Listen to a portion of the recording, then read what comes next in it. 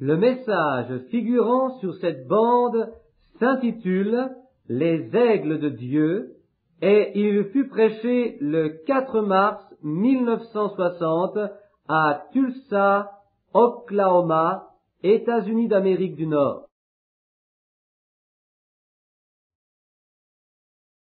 Dieu Tout-Puissant, Créateur des cieux et de la terre, Auteur de la vie éternelle, Donateur de tout don excellent, venant à l'ombre de ta grâce, nous te prions au nom de Jésus, ton Fils, en t'offrant nos actions de grâce pour cette grande rencontre de Tulsa qui restera gravée dans nos cœurs par l'action de ton esprit en chacun de nous.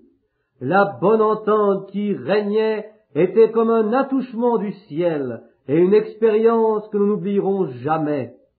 Nous te demandons, Père, que ton esprit demeure à jamais en eux et que la substance du message donné dans ce petit rassemblement produise un réveil qui éclate dans chaque communauté au travers de ce pays. Que de grands signes et miracles puissent s'accomplir. Seigneur, nous te prions pour que tu sois le garant de ces choses. Des mouchoirs et d'autres pièces de linge sont disposés sur ce pupitre cet après-midi. Seigneur, Dieu Tout-Puissant, je te prie au nom de Jésus que tout malade qui les touche soit guéri.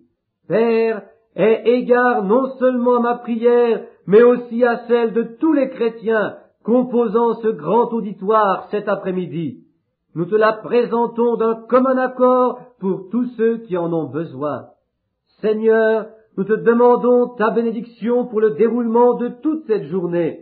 Nous prions pour qu'au cours de cette soirée, les églises aient part, chacune en particulier, à ta gloire et à une joie inexprimable. Donne-nous d'éprouver pleinement l'effet de ta présence cet après-midi. Que ton Saint-Esprit soit dans la parole, qu'il pénètre notre chair même et habite parmi nous. Car nous te le demandons au nom de Jésus. Amen. Je voudrais maintenant vous lire quelques fragments de l'Écriture. J'en ai noté quelques-uns ici. Mon fils m'a dit avoir distribué quelques cartes de prière, ainsi nous prierons pour les malades. Il est possible que je ne vous revoie plus dans cette vie-ci, mais lorsque je vous rencontrerai devant cette grande porte par où nous entrerons avant de nous retrouver debout devant Christ, vous saurez alors que les visions de Dieu sont réelles et véritables. L'ange du Seigneur dans cette colonne de feu et de lumière. Le Dieu Tout-Puissant, mon juge, tout cela est vrai. Dieu est la vérité. Il ne peut être faux et être Dieu. Il ne peut être faux, car il est réel. Et si quelque chose est faux, c'est Satan. Mais cette lumière, je l'ai vue. Regardez à elle. Je vous en prie, pardonnez-moi si j'ai l'apparence d'être sacrilège, mais pour moi c'est la même colonne de feu qui suivait les enfants d'Israël. Elle habita aussi dans un homme appelé Jésus qui était le Fils de Dieu, et la vie qu'il vécut est produite à nouveau aujourd'hui par la même chose. Il a dit, je viens de Dieu, je retourne à Dieu. Nous savons tous cela. Il a dit, je suis. C'était la colonne de feu, c'était l'ange qui était dans le buisson ardent. Il fut fait chair et il habita parmi nous, puis il s'en est retourné. Et voici qu'il est sous une même forme aujourd'hui. Saviez-vous cela? Vous dites, Jésus? Bien, alors laissez-moi vous parler de Dieu qui était en Jésus. Paul cheminait sur le chemin de Damas, et voici qu'une lumière, une colonne de feu le renversa. Aucun de ses compagnons ne la vit, mais Paul la vit. Elle était même si intense qu'il en perdit la vue. Alors il s'écria, « Qui es-tu, Seigneur ?» Et il lui répondit, « Je suis Jésus. » Voyez-vous, il était retourné à Dieu d'où il était venu. Pour moi, c'est à nouveau lui, aujourd'hui, terminant son œuvre en nous, l'Église des derniers jours. Venons-en maintenant à Deutéronome 32:11. Et lisons un petit texte servant de toile de fond à notre sujet. Nous ferons notre possible pour que la prière pour les malades puisse avoir lieu dans 1 heure. Une prophétie vient d'être donnée par une femme dans l'auditoire, note de l'éditeur. Ô Père céleste, combien humblement j'accepte cela. Guide mes pas, tiens ma main, Seigneur, que je ne devienne jamais un rocher de scandale pour quiconque, mais que je sois plutôt comme une marche de pierre pour tout voyageur sur le chemin. Sois-en le garant, Seigneur, qu'aucune action dans ma vie ne puisse porter une ombre sur ton nom et ta cause. Je m'efforce de faire tout mon possible pour te servir. Je te remercie pour cela, au nom de ton Fils Jésus-Christ, mon Seigneur. Amen. Plusieurs prophéties sont encore données dans l'Assemblée, note de l'éditeur. Amen. Oh, combien nous remercions le Seigneur d'avoir son esprit agissant parmi nous, au milieu de nous. Deutéronome 32, 11. Pareil à l'aigle qui éveille sa couvée, voltige sur ses petits, déploie ses ailes, les prend, les porte sur ses plumes. Nous n'avons pas là un très long texte de l'Écriture, mais c'est la parole du Seigneur. C'est suffisant, à moins que Dieu ne nous donne un contexte d'ici 20 à 30 minutes pour réveiller les gens et les amener à regarder au Seigneur Jésus. J'ai lu, il y a quelques années déjà, un épisode qui se passa dans la vie d'Abraham Lincoln. Un homme inculpé par la justice fédérale était en prison. Il allait être fusillé. Et un de ses amis dévoués alla trouver le président Abraham Lincoln, un chrétien merveilleux, et il lui dit, « Monsieur Lincoln, je sais que vous êtes un homme bon, un chrétien. Or, un homme qui est mon ami est inculpé sur ce papier d'avoir transgressé la loi militaire, alors qu'il était en service dans l'armée. Il n'en avait pas l'intention, mais il est néanmoins coupable. Il ne pensait pas mal faire. Vous êtes le seul homme qui puisse lui sauver la vie. Ne voulez-vous pas, je vous en supplie, lui faire grâce ?» Avec une grande courtoisie, M. Lincoln prit une plume, il écrivit tout au travers de l'acte d'accusation, car il n'était pas à son bureau et il n'avait pas sous la main de quoi faire un papier avec les sceaux officiels, cette simple phrase « Je fais grâce à cet homme ». Et il ajouta sa signature « Abraham Lincoln ». Puis, ce fidèle ami courut aussi vite qu'il put jusqu'à la prison où l'homme était détenu, et lui cria « Mon ami, tu es libre, tu es libre. Tiens, voici le nom du président sur cette feuille, tu es gracié. » L'homme lui répondit « Ne te raille pas de moi, je suis prêt à mourir, car j'ai été condamné à mort. Tu te moques de moi avec ton bout de papier. Si c'était réellement le pardon d'Abraham Lincoln que tu m'apportes, tu aurais un papier officiel avec les sceaux et tout ce qui s'ensuit. » Il lui répondit « Mais ceci, c'est le nom du président, tu es gracié. » Mais l'homme lui tourna le dos et il ne voulut rien écouter de plus. Or, le lendemain suivant, le matin à l'aube, l'homme passa devant le peloton d'exécution. Or, la grâce du président, avec la date et la signature, signifiait clairement « Ne tuez pas cet homme !» Et voici qu'un homme fut passé par les armes le jour suivant. Le cas fut porté devant la haute cour de justice. Et voici la décision qui fut promulguée par celle-ci. Une grâce ne devient grâce qu'à la condition d'être reçue comme grâce. Il en est de même pour la parole de Dieu. Elle ne devient guérison pour vous qu'au moment où vous la recevez comme guérison. Elle devient grâce pour vous si vous la recevez comme grâce. Toute bénédiction sera vôtre si vous la recevez de la manière dont Dieu l'a faite et dont Dieu l'a fait écrire. Pareil à l'aigle qui éveille sa couvée. Oh, combien souvent il m'est venu à la pensée que Dieu comparait son héritage aux aigles. Or, j'ai trouvé dans la Bible que Dieu se nomme lui-même l'aigle. Il est l'aigle Jéhovah. Comment peut-il faire cela? Ou qu'entend-il par là?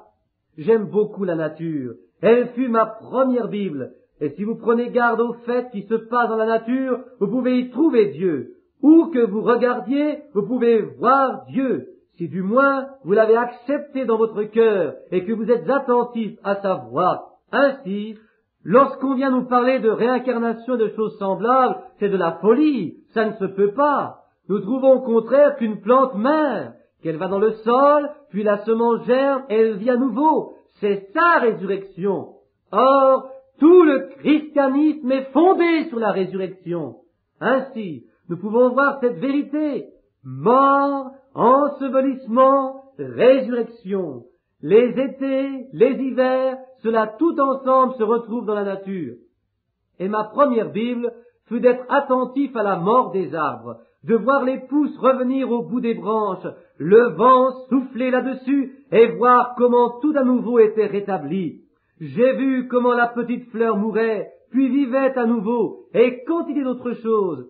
Cela me fit connaître qu'il y avait une puissance de résurrection quelque part. Ainsi, en quelque sorte, un arbre a une vie perpétuelle. Nous avons, nous, une vie immortelle. Un jour, l'arbre arrivera à sa fin, mais nous n'y arriverons jamais. Nous avons la vie immortelle. Et maintenant, revenons à l'étude de l'aigle. Une première chose qui me vient à la pensée, c'est que l'aigle, tout compte fait, est un oiseau assez singulier. Il peut voler plus haut que nul autre oiseau ne pourrait le faire. Et la constitution de cet oiseau est remarquable, ainsi que sa manière de vivre. Il construit son nid dans les rochers les plus élevés. Oui, c'est un oiseau particulier, singulier. Ses plumes sont fixées si solidement que vous pourriez à peine les arracher avec une paire de pinces. C'est un géant parmi les oiseaux. On pourrait dire un oiseau mammouth. C'est en effet un des plus grands parmi ceux qui existent et il est réellement digne d'attention. Mais si sa constitution est spéciale, c'est qu'il a un travail particulier à faire. Le mot aigle signifie arracher avec le bec. Oh, cette très belle image de la parole de Dieu, nourrie de bouche à bouche, Dieu nourrissant ses enfants. Autre chose, il construit son nid très haut, et cela dans un but bien précis. L'aigle a deux ailes puissantes, c'est pour la délivrance. Encore un fait étrange, l'aigle renouvelle sa jeunesse, ses forces. L'aigle, après un temps très long, fait comme un retour sur lui-même, et il redevient comme un jeune aigle. Comme s'il recommençait, il renouvelle sa jeunesse. Ceci est une autre image de l'Église du peuple de Dieu. Nous aussi, nous sentons entraînés contre le bas, et nous devenons de plus en plus rassis. Et tout à coup, le Saint-Esprit vient, et il nous renouvelle complètement. Dieu renouvelle les connaissances acquises et la jeunesse de son Église. Il lui fait expérimenter de nouvelles choses. Voilà ce que nous montre le type de l'aigle. Il y a quelques années, j'avais l'habitude de faire de grandes randonnées à cheval dans des ranchs, et un jour, nous nous trouvions au bord de la rivière Troublesome dans le Colorado. L'association Airforce possédait là-bas des pâturages le long des montagnes, et nous avions l'habitude d'y mener le bétail pour la saison. Puis, vers la fin de l'année, nous allions le rechercher pour le conduire dans la National Forest. Ensuite, nous devions aller chercher le foin qui avait été fait sur les hauteurs et en nourrir le bétail pendant l'hiver. Et d'habitude, j'allais aussi là-bas chaque année pour chasser, et je le fais encore.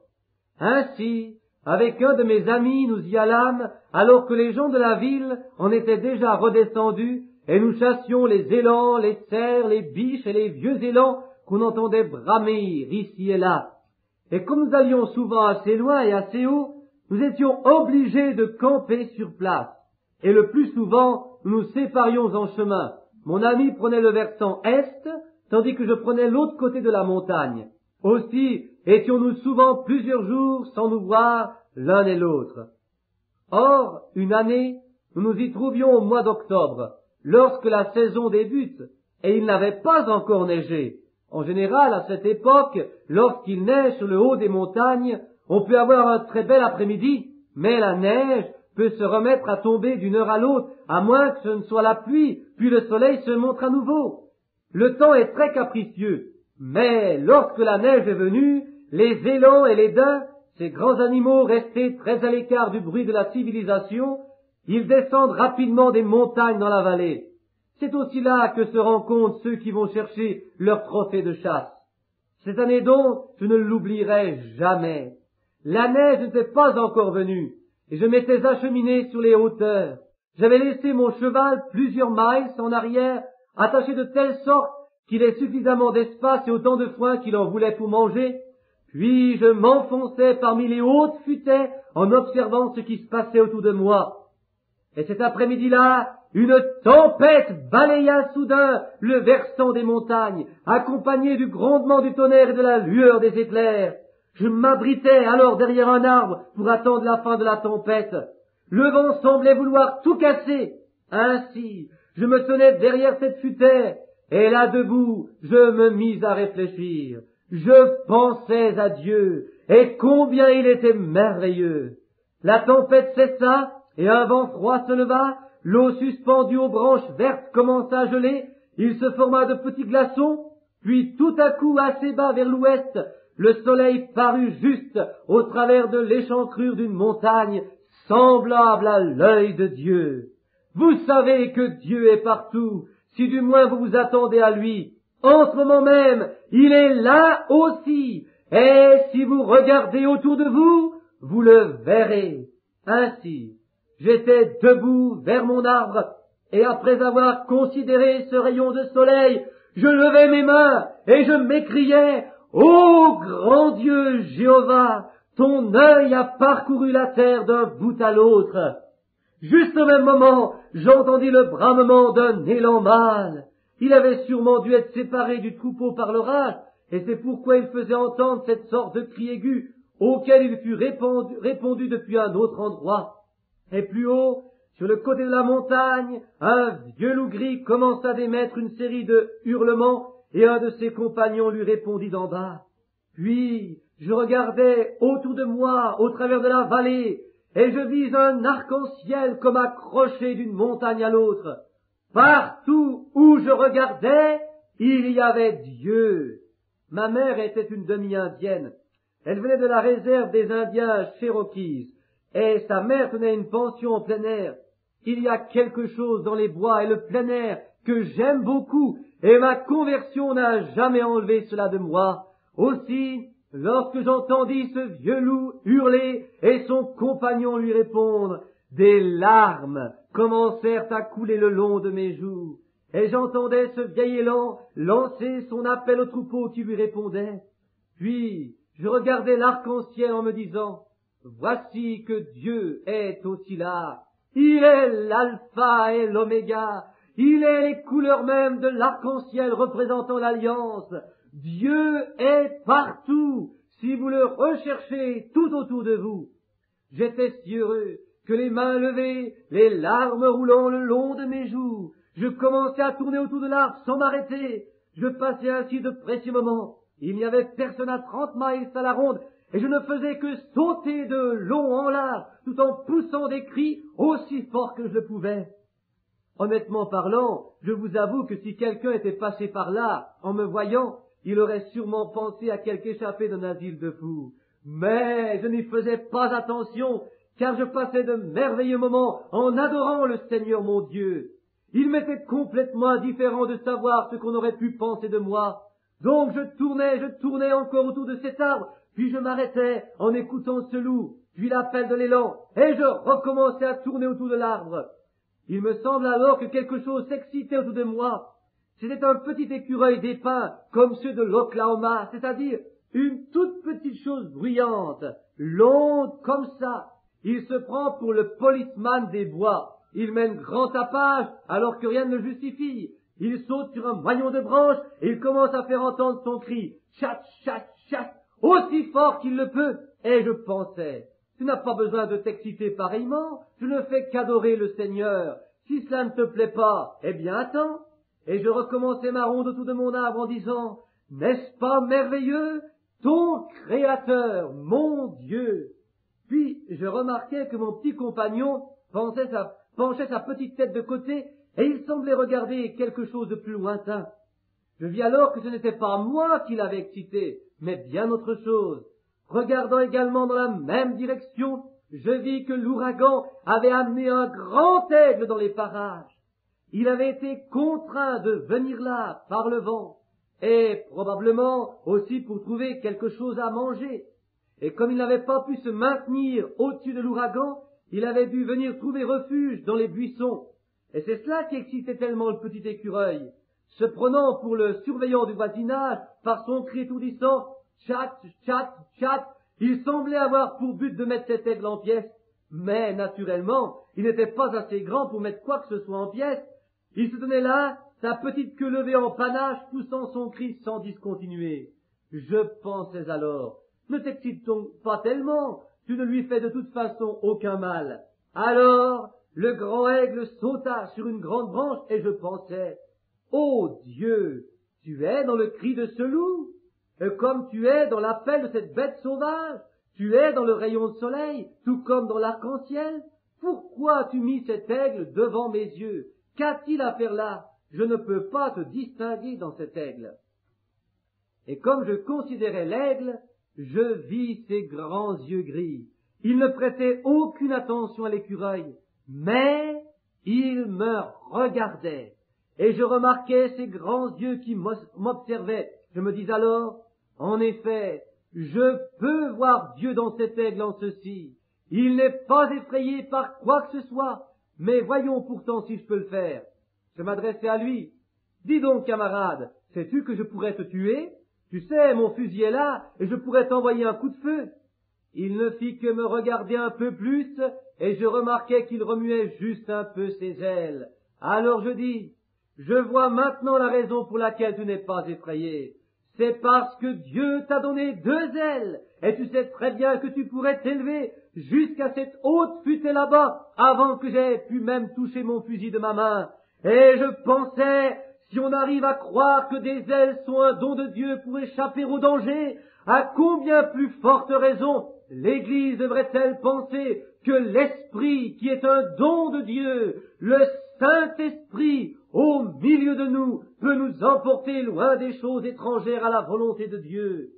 Et je considérais à nouveau l'aigle et sa manière de remuer lentement ses ailes avec plaisir. Quelqu'un me dit un jour, « Frère Branham, n'êtes-vous pas effrayé à la pensée que vous pourriez faire une erreur ?» Non, pas du tout, tant que je pourrais sentir autour de moi sa présence. Et c'est tout ce que je désire, car tant qu'il est là, c'est lui qui agit. Et j'observais donc l'aigle pendant un bon moment, et je sentis que je l'aimais de plus en plus. Et comme je n'avais pas l'intention de le déranger, il n'était pas non plus effrayé par ma présence, mais il semblait seulement dégoûté par le cri continuel de l'écureuil. Cela le fatigua à un point tel qu'à un moment donné, il fit un grand bond et en 2 battements d'ailes il prit son vol en jetant son cri. Ce grand aigle ne fit pas d'autres battements d'ailes. Il paraissait connaître parfaitement quelle orientation leur donner, et le vent se chargeait de l'emporter toujours plus haut. Et pour moi, je restais là à l'observer jusqu'à ce qu'il ne soit réduit plus qu'à un point. Alors je me dis qu'il avait été sûrement fatigué par le cri continuel et assourdissant de l'écureuil. Et pour nous aussi, il ne s'agit pas de courir d'église en église, de rencontrer celui-ci ou celui-là, mais il faut savoir comment orienter nos ailes dans la puissance de son Saint-Esprit. Et s'il vient à vous, en vous, indiquant le chemin, continuez ainsi sans vous arrêter. Sortez du chemin de ce tchat, tchat, tchat. Le temps des miracles est passé, disent-ils, ou surtout pas une chose comme le Saint-Esprit, ou encore, vous vous trompez complètement dans tout cela, car la guérison divine n'est plus pour notre temps. Oh, planez au-dessus de tout cela, laissez en vous le Saint-Esprit vous porter plus loin. Continuez simplement votre chemin, montez hors d'atteinte des vaines redites. Oui, c'est bien Dieu qui est le créateur de l'aigle. Et si même un faucon essayait de le suivre, il se désintégrerait dans l'air. Si un corbeau essayait de le suivre, il verrait ses propres plumes comme arrachées de son corps. C'est un oiseau d'une constitution tout à fait particulière. Et Dieu a comparé ses prophètes à des aigles. Un prophète peut atteindre certaines hautes sphères d'où il peut regarder très loin en avant. Or, si l'aigle a reçu en partage de grandes et puissantes ailes qui peuvent le porter si haut, il a également reçu 2 yeux aussi remarquables qui lui permettent de voir sans être aveuglé par la lumière de ses auteurs. Pour cette raison, un faucon qui essayerait de faire comme l'aigle et à supposer qu'il atteigne ses auteurs suprêmes ne pourrait plus rien voir du tout. Ainsi, de toute façon, il ne lui serait d'aucun profit de monter si haut. Encore une fois, vous le voyez, c'est un oiseau d'une constitution tout à fait particulière. Et un chrétien, c'est lui aussi une personne constituée spécialement, aussi vrai que je vous le dis. Il n'y a pas besoin d'aller chercher cela à l'église, à moins que quelque chose dise en vous que là seulement vous trouverez tout. Mais c'est au contraire quelque chose de particulier que Dieu seul fait pour vous. Et cet aigle peut monter si haut que vous ne l'apercevrez plus du tout. Et pourtant lui, il distinguera chaque objet se mouvant sur le sol, même la plus petite chose, tellement son œil est remarquable. Il y a quelque temps déjà, 3 ou 4 ans peut-être, ma petite fille et moi-même étions allés nous promener dans le zoo de Cincinnati. C'était un samedi après-midi et je montrais toutes sortes d'animaux à ma petite Sarah qui venait d'avoir 3 ans. Et en nous promenant ici et là, nous arrivâmes devant une cage dans laquelle il y avait un grand aigle. J'ai toujours détesté voir des animaux enfermés dans des cages, au point que même voir un canari dans sa cage m'est pénible. Je ne voudrais pas jeter le discrédit sur des possesseurs de perruches ou des autres oiseaux semblables ici, mais quant à moi, je ne peux absolument pas voir un animal dans une cage. J'ai connu cela, être emprisonné dans une religion où vous n'avez aucune liberté. Or moi, j'aime être libre. À quoi bon donner à vos canaris toute la nourriture vitaminée possible, de façon qu'ils aient de belles plumes et de bonnes ailes, si en fin de compte vous les maintenez enfermés dans une cage? Quel bien cela leur fait-il? De même, aussi, quel avantage y a-t-il d'envoyer des prédicateurs au loin, dans des séminaires, dans des écoles bibliques, et de les instruire en toutes sortes de choses, si après vous les mettez en cage en leur disant « Le temps des miracles est passé, de telles choses n'existent plus ». À quoi bon alors leur donner toute cette instruction au sujet de la parole? Frères, j'aime un espace libre où vous pouvez vous exercer vous-même à voler librement, une religion qui vous laisse votre liberté. Et j'observais ce grand aigle. Il venait de l'attraper et de le mettre dans cette cage. C'est vraiment la chose la plus lamentable que j'ai jamais vue. Cette pauvre grande bête était là, gisant sur le sol, ses grandes ailes à moitié déployées, beaucoup de plumes étaient comme arrachées de sa tête autour de son cou et aux extrémités de ses ailes. Je le considérais alors qu'il se traînait au travers de la cage. Il regarda en arrière, puis il s'élança, et il vint frapper le côté de celle-ci avec sa tête et ses ailes avec un bruit sourd. Quelques plumes s'envolèrent et il retomba par terre. Puis se relevant à nouveau, il recommença le même manège en essayant de voler aussi fort qu'il le pouvait. Et de nouveau ses ailes et sa tête se heurtèrent contre les barreaux. Il retomba en arrière, puis il se tint là un moment en regardant autour de lui avec ses grands yeux qu'il tournait en tous sens. « Oh, pensais-je, c'est bien une des plus vilaines choses qu'un homme puisse voir. Celui-ci est un oiseau des cieux, né pour prendre son essor dans l'azur, et le voici par la ruse et la méchanceté de l'homme enfermé dans une cage. Il ne peut pas le supporter, il est fait pour les espaces célestes, il ne sait rien de ce sol dur, car il a été créé pour vivre dans les cieux. Ainsi, couché là, il regardait les espaces où son cœur soupirait d'aller, mais des barreaux se trouvaient entre lui et son but. Et continuant à considérer ce spectacle affligeant, tout à coup, je pensais aux hommes que Dieu avait créés à son image et qui étaient enfermés dans les cages des dénominations où l'on ne croit pas à la guérison divine, emprisonnés dans des endroits où ils ne peuvent pas être libres. Et leur esprit qui est né d'en haut, comme don de Dieu y aspire. Mais ils sont emprisonnés de telle sorte qu'ils ne peuvent pas sortir. Voyez ces hommes, ces femmes, marchant dans les rues, habillés de manière immorale, d'autres dans des cabarets ou autres lieux, emprisonnés là-dedans, alors qu'ils devraient être des fils et des filles de Dieu libres. Ils se cassent la tête contre quelque chose en essayant d'atteindre la liberté. Oh, si je n'avais eu le pouvoir ou l'autorité, j'aurais acheté ce vieil aigle et je l'aurais laissé aller librement là où il voulait aller. C'est vrai, c'était une chose horrible que de le voir emprisonné ainsi. Mais combien plus horrible encore est-ce de prendre des fils de Dieu et de les emprisonner en un endroit ou dans un lieu d'où leur esprit désire réellement sortir pour agir librement. Quelqu'un vient dire, une chose telle que la guérison divine n'existe plus, ni d'ailleurs la puissance du Saint-Esprit, tout cela n'existe pas. Alors on nous met comme dans une cage. Frères, laissez-moi vous le dire, il y a une liberté. Un jour, un homme attrapa un vieux corbeau. Il l'attacha parce qu'il était dans un champ de blé, et les autres oiseaux commencèrent de voler tout autour de lui en disant « Viens, frère corbeau, allons vers le sud, l'hiver va venir. » Et son état devint si misérable qu'il pouvait à peine marcher. Un jour, un homme passant par là le vit et dit « Ce pauvre vieux corbeau, je m'en vais lui couper son lien. » Et c'est ce qu'il fit. Les autres corbeaux vinrent autour de lui et lui dirent « Viens, frère corbeau, allons vers le sud. » Mais il était resté attaché si longtemps qu'il ne pouvait que marcher en rond et dire « Je ne peux pas le faire, je ne peux pas le faire. » Il ne savait pas qu'il était libre. C'est aussi la situation dans laquelle se trouve l'homme d'aujourd'hui. Mon frère, tu ne sais pas que Jésus-Christ t'a libéré. Éloigne-toi de ce qui t'attachait, va droit devant toi. Dieu nous a rendus libres. Ne soyons plus assujettis à cette mort lente. Dieu a pourvu aux bénédictions de la Pentecôte depuis la profondeur des cieux et par les ressources inépuisables de sa volonté. Approchons-nous-en donc, et que celui qui en veut vienne. Buvez librement aux eaux de la vie. Revenons à notre aigle. Celui-ci construit son nid très haut dans les rochers.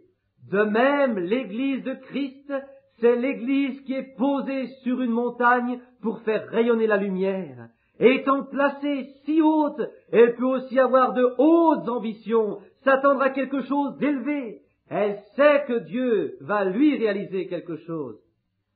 Si vous êtes venu cet après-midi dans cette pensée, très bien, j'irai là-bas, et si je peux me mettre dans la file de prière, alors tout est bien. Si le Seigneur me dit que tout est bien pour moi, et s'il veut me faire connaître, mais si rien de tel ne se passe, alors je ne recevrai absolument rien. Oh, n'ayez donc pas en vous de telles pensées préconçues. Vous devez vous attendre à beaucoup plus. Venez à la réunion cet après-midi, et si vous êtes malade, dites, je m'attends à revenir chez moi tout à fait bien, et je ne quitterai pas la réunion avant que ça ne soit accompli. Si vous n'avez pas encore reçu le Saint-Esprit, dites, je resterai ici, même si je devais prendre racine à cette place, mais je veux recevoir le Saint-Esprit. Je suis ici parmi des gens remplis du Saint-Esprit et dans un lieu où est l'Esprit. Ainsi je reste ici jusqu'à ce que je le reçoive. Soyez semblables au vieux Buddy Robinson, alors qu'il était sorti dans un champ de blé. Il s'écria, « Seigneur, si tu ne me donnes pas le Saint-Esprit, lorsque tu reviendras sur la terre, tu trouveras un paquet d'os de Buddy Robinson entassé à cet endroit même. » Oh, c'est de cette manière qu'il faut procéder, parfaitement. Nous nous y prenons souvent tellement mollement. Un homme un jour s'évertuait à chercher Dieu, et à chaque fois qu'il s'efforçait de dire « Je suis sauvé », le diable lui disait « Non, tu ne l'es pas ». Une bonne fois, il enfonça un piquet dans le sol et il dit « Satan, à partir de maintenant, je prends ce piquet comme point de départ. C'est ici, à cette place même, que Dieu a satisfait mes besoins. Vous pouvez vous aussi enfoncer votre piquet à côté de votre siège cet après-midi en disant « Satan, c'est ici même que je dépose tous mes doutes et que je vais m'envoler avec lui cet après-midi. Je suis prêt à accepter exactement tout ce qu'il me dira de faire. Et maintenant, essayez de le croire fermement. » Et la vieille mérègle, lorsqu'elle s'apprête à construire son nid, elle s'en va dans les rochers très élevés afin de le placer aussi haut que possible. Son désir est de protéger son petit. C'est aussi la manière dont Dieu procède. Lui aussi veut placer son Église à un endroit tel que, Si du moins vous le laissez agir, vous serez hors d'atteinte des vautours de la terre, et il le veut certainement. Mais ce qui se passe avec les poulets est bien différent. Une poule est aussi un oiseau. Elle construit également son nid quelque part dans un poulailler, par terre sur le sol, là où il y a des fouines, des serpents, tous des êtres nuisibles qui ne demandent qu'à s'emparer des petits. Elle ne connaît rien du tout du ciel, bien qu'elle soit aussi un oiseau. C'est peut-être une sœur ou un frère dénominationnel, mais ils vivent sur le sol. Ils ne savent rien de ce qui concerne le ciel et du vol dans les lieux élevés, là où tout est joie dans la lumière bleue. Et la vieille mérègle, lorsqu'elle a fait son nid, je l'ai observé bien des fois, va d'abord à la recherche de très grosses branches qu'elle coince dans les fentes des rochers, puis elle les lie ensemble les unes aux autres avec de longues tiges de ronces qu'elle entrelace. Et l'intérieur du nid est également tissé avec ces longues branches épineuses et flexibles, de telle sorte que tout soit solidement maintenu. Et le nid est ainsi amarré au rocher, afin qu'aucun orage ne puisse l'emporter au loin. C'est aussi avec bonheur que je peux répéter, et sur ce roc, je bâtirai mon église. Les portes de l'enfer ne prévaudront point contre elle. Quel est donc ce roc? C'est la révélation spirituelle. Que dit-on que je suis, moi, le Fils de l'homme? Certains disent que tu es Élie, d'autres que tu es Moïse. Mais vous, qui dites-vous que je suis? Alors Pierre dit, tu es le Christ, le Fils de Dieu. Tu es heureux, Simon, fils de Jonas, car ce ne sont pas la chair et le sang qui t'ont révélé cela. Matthieu 16, 17. Tu n'as pas appris ceci dans un séminaire, ce n'est pas un homme non plus qui te l'a enseigné. Seul mon Père qui est dans les cieux t'a révélé cela. Sur ce roc, je bâtirai mon église, et les puissances de l'enfer ne pourront pas prévaloir contre elle. Les ouragans de la vie ne la secourront jamais. C'est pour cette raison qu'il dit être un aigle. C'est lui qui a construit le nid. Ensuite, la vieille mérègle continue à s'affairer de façon que tout soit prêt pour l'arrivée du petit. Elle va à la recherche de tout ce qu'elle peut trouver, et en particulier des branches feuillues. Elle les prend dans son fort bec, elle les place dans tous les recoins, en les fixant solidement aux branches épineuses, afin que celles-ci ne blessent pas le petit. Puis, elle s'en va au loin à la recherche de gibier, un lapin par exemple, ou quelque animal à poil doux, dont elle mange la chair pour prendre ensuite la fourrure dont elle tapisse le nid qu'elle prépare. Oui, elle fait vraiment quelque chose de très bien pour le petit qui va venir. C'est ainsi que procède également l'aigle Jéhovah. Il a aussi tout prévu et tout fixé d'avance. Bien souvent, lorsqu'un nouveau-né arrive dans le royaume de Dieu, il pense qu'il sait déjà marcher, mais il ne fait que culbuter, se relever et courir un petit peu en rond. Mais c'est pourtant une période favorable pour lui. Pour l'instant, il se trouve dans le nid, où tout est bien douillet. Ainsi, ses chutes ne lui font pas de mal. C'est pour cette raison que la mère aigle Jéhovah a prévu que son nid soit solide, en même temps que douillet est joli. Et aussitôt l'œuf éclos, elle s'en va avec le père aigle chercher de la nourriture pour leur petit jusqu'à ce qu'il ait atteint la grandeur convenable. Et lorsque le petit a grandi, maman aigle commence à être plus ferme afin que ses petits ne ressemblent pas à des poulets. Elle pense qu'il est juste qu'ils ne soient pas prisonniers de la terre. Ce sont des aigles. Elle sait qu'ils sont des aigles. Ainsi fait l'aigle Jéhovah. Il ne veut pas faire de nous des poulets ou des poussins de basse-cour, mais il veut faire de nous des aigles qui puissent s'élever dans l'azur. Car selon cette nature mise en nous, nous devrons vivre là-haut, là où nous sommes libres. Si donc le Fils vous affranchit, vous serez réellement libres. Jean 8, 36. C'est pourquoi nous désirons aller là-haut. Puis, vient le temps où il faudra quitter le nid, et j'ai observé cela moi-même un grand nombre de fois. La vieille mérègle se tient là sur le bord de son nid. Je l'ai aussi souvent entendu pousser son cri dans la chaleur des rayons du soleil, un cri presque semblable à celui d'un bébé. Et la mère aigle est plus grande que le père aigle, et quand elle écarte ses ailes, elle peut avoir une envergure d'environ 4,50 mètres, mesurée de la pointe d'une aile à la pointe de l'autre aile, complètement étendue. Ainsi donc, elle se tient là, sur le bord de son nid, elle étend ses grandes ailes au-dessus de lui, tout en poussant des cris aigus, et les premières fois qu'elle le fait, Les petits ex sont tellement surpris qu'ils tombent à la renverse, mais elle le fait avec une intention bien précise. Elle renouvelle ce manège un grand nombre de fois. Pourquoi le fait-elle? C'est pour les entraîner à entendre sa voix. Et mes brebis connaissent ma voix. Elle désire qu'ils sachent reconnaître son cri lorsque le temps de l'appel sera venu, et c'est pour cette raison qu'elle crie. Je désire que tu connaisses chaque note de ma voix, semble-t-elle dire, car il y en a un grand nombre qui ne font que remuer de la boue, et je désire que tu saches que tu es un aigle, et aussi que tu connaisses quelle est la voix de l'aigle, et quel en est le son. Puis, elle étend ses grandes ailes, elle dit, regarde ici, j'ai l'intention de te faire ton premier vol, mais auparavant, je désire que tu vois combien je suis grande. Oh, combien il est doux de se rappeler pendant les temps d'épreuve, lorsque la maladie nous frappe sur le dos, que nous pouvons alors regarder en haut et accrocher notre regard à ces deux grandes ailes de Jéhovah, l'Ancien et le Nouveau Testament, est proclamé. Comme tu es grand, Seigneur, comme tu es grand. Oh, comme elle aime leur montrer. Voyez comme je suis fort, écoutez ma voix. Comment donc un prédicateur pourrait-il venir dire que cet aigle n'a pas toujours le même cri? Or, nous le savons, il est le même, hier, aujourd'hui et éternellement. Et dans l'Ancien Testament, il dit, je suis Jéhovah, l'Éternel, j'ai ouvert la mer Rouge, j'ai fait sortir les jeunes Hébreux hors de la fournaise ardente. Je suis aussi celui qui a ressuscité le Fils de Dieu. Alléluia! Je suis celui qui a envoyé le Saint-Esprit le jour de la Pentecôte. Et en regardant à travers ces grandes ailes, ne discernez-vous pas tout cela qui se fait en même temps vibrer votre cœur?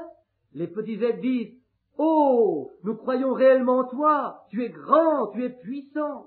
Et que dire? Et nous nous mettons à considérer le système solaire. Il y a quelque temps déjà, j'étais sur le mont Palomar, où par le moyen du télescope géant, on peut voir l'espace à des centaines de millions d'années-lumière.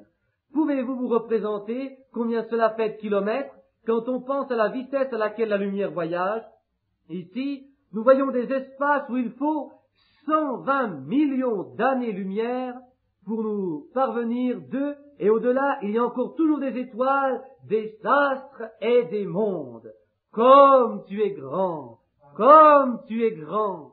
Ainsi, ces petits aigles commencent à regarder tout autour d'eux et s'écrient, comme tu es grand. Voici une fleur. Elle meurt, elle tombe dans le sol, mais bientôt la voici qui renaît à nouveau. Comme tu es grand. Voici maintenant un pauvre vieillard atteint du cancer. Il n'est plus que l'ombre de lui-même, mais une prière est faite à son égard. Peu de temps après, vous le voyez complètement transformé, et vous avez devant vous un homme grand, avec un visage resplendissant. Comme tu es grand, comme tu es grand. Voyez maintenant cette pauvre et misérable femme dans la rue, à laquelle même un chien ne prêterait aucune attention. Tout à coup, la puissance de Dieu capte son attention, elle-même s'écrie, comme tu es grand. Alors elle laisse de côté tout son fardeau et ses péchés qu'il avait enlacés si facilement. Et la première chose que vous remarquez en la voyant, c'est l'impression de sainteté qui se dégage de sa personne. Elle a des traités évangéliques dans sa main, elle fait une œuvre bénie. Voyez ce vaurien au coin de la rue, cet homme dépravé, qu'il puisse seulement lever les yeux et voir comme tu es grand. Et celui qui ne passait son temps qu'à vendre du whisky, à boire, à fumer cigares et cigarettes en mentant à longueur de journée, voyez-le tout à coup dans la rue, une Bible sous son bras, rendre témoignage à la gloire de Dieu. Comme tu es grand. Laissez donc une fois Dieu étendre au-dessus de vous son Nouveau et son Ancien Testament. Regardez-le au travers de ces pages, voyez-le tel qu'il est. Vous entendrez alors une voix criant à travers elle, le même, hier et aujourd'hui et éternellement. Ce que j'ai fait pour eux, je veux le faire pour toi. Je suis le même. Moi, Jéhovah, je ne change pas. Et en cet instant-ci, je me sens vraiment plein de ferveur. Oh, combien je sais que c'est la vérité. Ainsi, cette mère aigle est bien déterminée à faire en sorte que les petits aiglons ne deviennent pas des poulets. Savez-vous maintenant ce qu'elle va faire? Après s'être montrée fièrement à ses petits sur son nid, elle leur dit, « Regardez mes chers petits, après avoir vu combien j'étais grande, vous allez apprendre à me croire. Je m'en vais vous prendre quelque part où vous pourrez croire en moi. Comment puis-je savoir si Dieu n'a pas envoyé cet après-midi tous ces gens malades dans ce but-là? Allez donc à un endroit où le docteur, mais vous dites, je suis chrétien, frère Branham, j'ai reçu le Saint-Esprit, et voici que je suis souffrant. Êtes-vous sûr que Jéhovah ne va pas vous faire voir au travers de ses ailes comme il est grand? Vois comme je suis grand, je m'en vais faire quelque chose pour toi, de telle sorte que tu vas croire en moi. Vous y voilà, mais je désire que tu saches ce que tu dois croire en premier. Vois-tu mes grandes ailes? Mais après quelques jours, il y aura de nouveau du changement. Tant que le nid était douillet, ces aiglons ne voulaient pas le quitter, c'est évident. Savez-vous alors ce que fait la mère? Elle commence à enlever les fourrures et les feuilles douces qui tapissaient le fond et les bords du nid. Elle jette tout cela hors de celui-ci. Elle le fait dans un but précis. Il ne doit pas s'accoutumer à la mollesse du monde. C'est aussi ce que Dieu fait quelquefois pour nous. Vous pensez peut-être à quelque chose de grand ou de glorieux, mais ne regardez pas à cela, car vous seriez à des millions de kilomètres de l'esprit de Pentecôte. Les gens de la première Pentecôte ne regardaient pas aux choses faciles. Ils vendaient ce qu'ils avaient pour le donner aux pauvres, et ils s'en allaient pour être seuls avec Christ. Mais aujourd'hui, on aime mieux être tout d'abord possesseur de voitures avant d'être spirituel. Que s'est-il passé? Quelque chose ne joue pas quelque part. On recherche souvent le chemin le plus facile avec le Seigneur, et fréquemment, en faisant profession de marcher avec lui, on se trouve au-dessous des circonstances. Les gens ont peur de la nouvelle naissance. C'est là le point crucial. Ils ont peur de naître de nouveau. Chacun sait ceci. Toute naissance est une circonstance difficile. Que celle-ci ait lieu dans une étable, que cela ait lieu dans une demeure modeste, ou au contraire dans une chambre d'hôpital riche et bien décorée, dans tous les cas, une naissance semble tout d'abord être comme une sorte de gâchis. Or, les gens ne veulent pas être mêlés à un gâchis. Mais, je vous le dis, je ne désire pas rencontrer Dieu selon mon idée. Je désire avoir part à la nouvelle naissance selon le plan de Dieu. Peu m'importe si je dois crier, hurler, parler en langue ou faire quoi que ce soit. Je ne veux même pas savoir combien de voisins parlent à mon sujet. Je veux simplement naître de nouveau. Peu m'importe dans quelles conditions.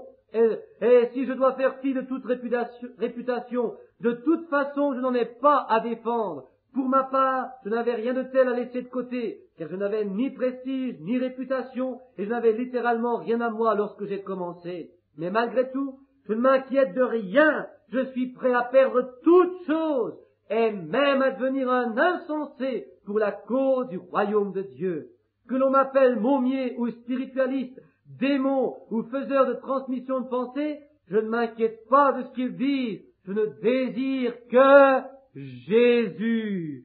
C'est mon seul but, et je désire le rencontrer sur son plan à lui, non par rapport à ce que je pense être juste, ou ce que d'autres pensent être juste, mais je désire être là où Dieu lui-même dit que c'est juste. Et s'il dit qu'il est le même, hier, et aujourd'hui, et éternellement, je désire le voir sur ce plan-là. Même si j'avais à prêcher l'Évangile à un rassemblement de gens, très bien, et moi-même, n'ayant à manger que des biscuits de mer sec et de l'eau claire à boire, je resterai malgré tout fidèle à l'Évangile. Je désire apporter Christ sur le plan où il se tient lui-même. Et cette mère s'affaire donc dans son nid, çà et là, elle jette par-dessus bord tout ce qui en faisait la douceur. Ainsi, chaque fois que ces petits aigles cherchent à se coucher au fond de leur nid, ils ne rencontrent plus que des brindilles dures et des bouts de branches peu confortables. Ils sont en train d'apprendre une autre leçon. Oh, dites-moi, est-ce vous qui avez accepté le salut l'autre soir? Oui, en effet, c'est bien moi. Oh, comme j'en suis heureux. Mais au moment où vous commencez à vivre réellement cette vie, immédiatement vous entendrez dire autour de vous, « Ah, voilà de nouveau un mômier.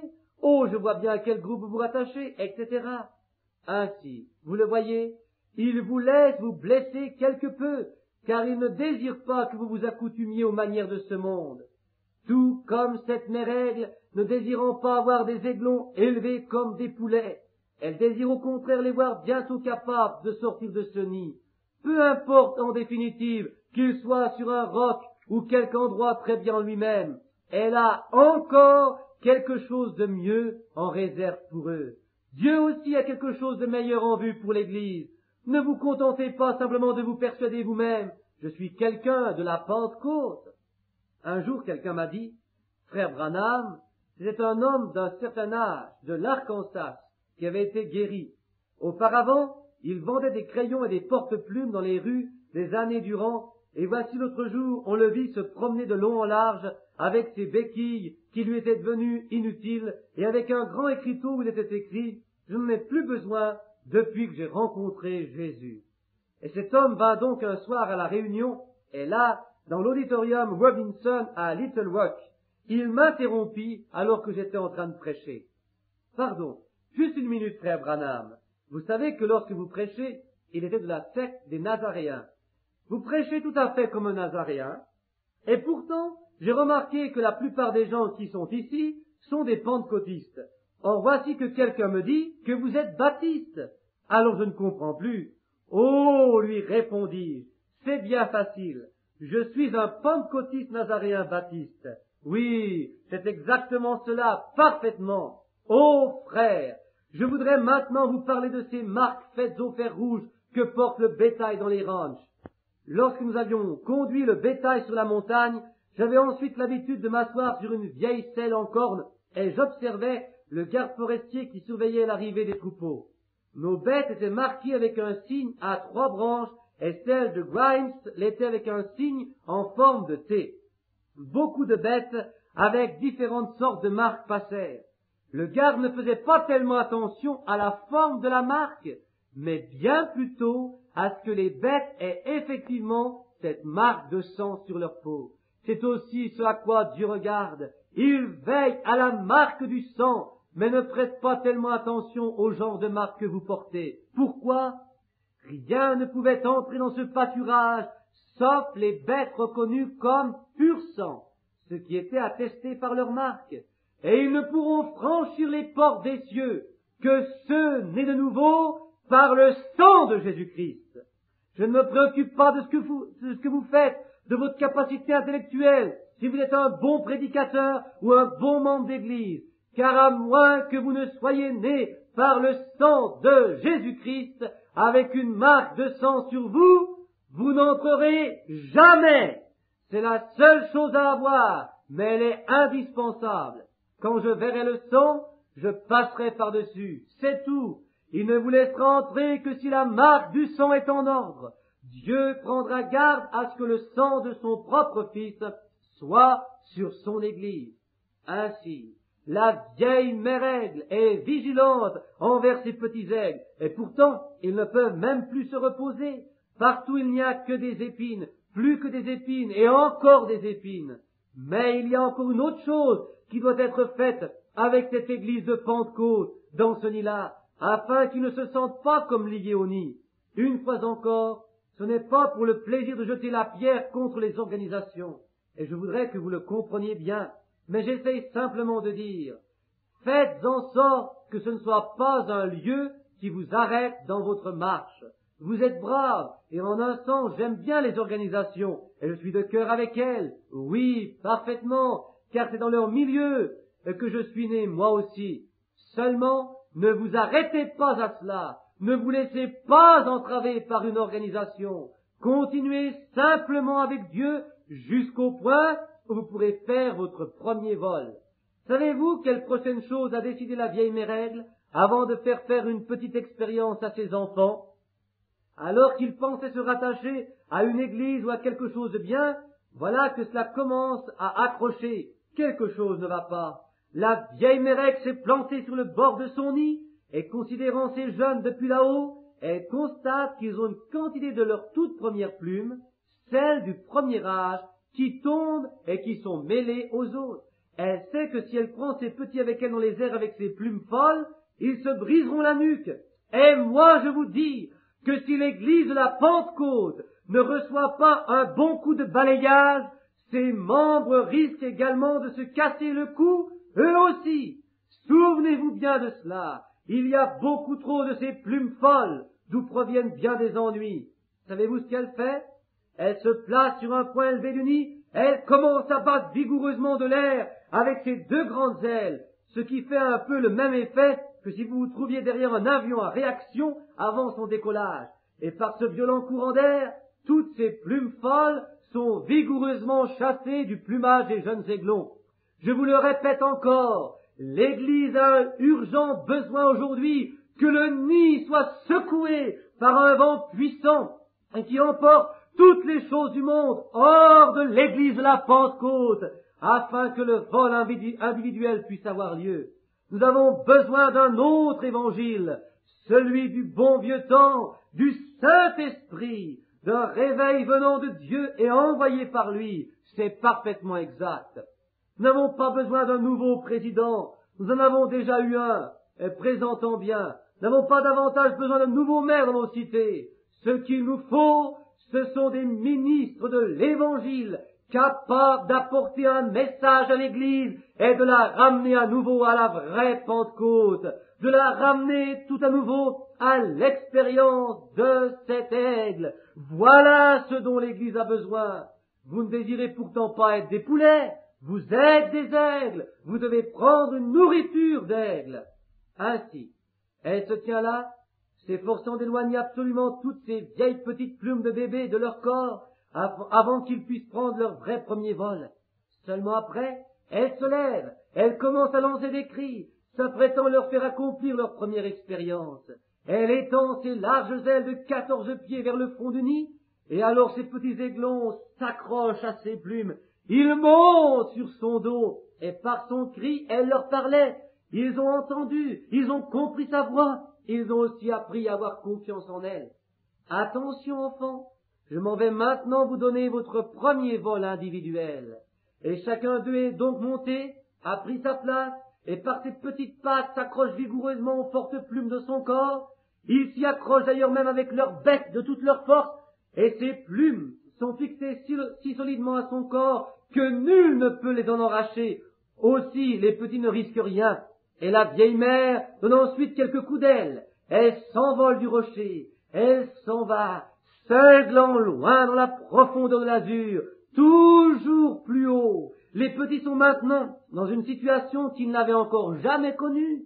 Pour eux, ce sont vraiment des instants merveilleux et exaltants.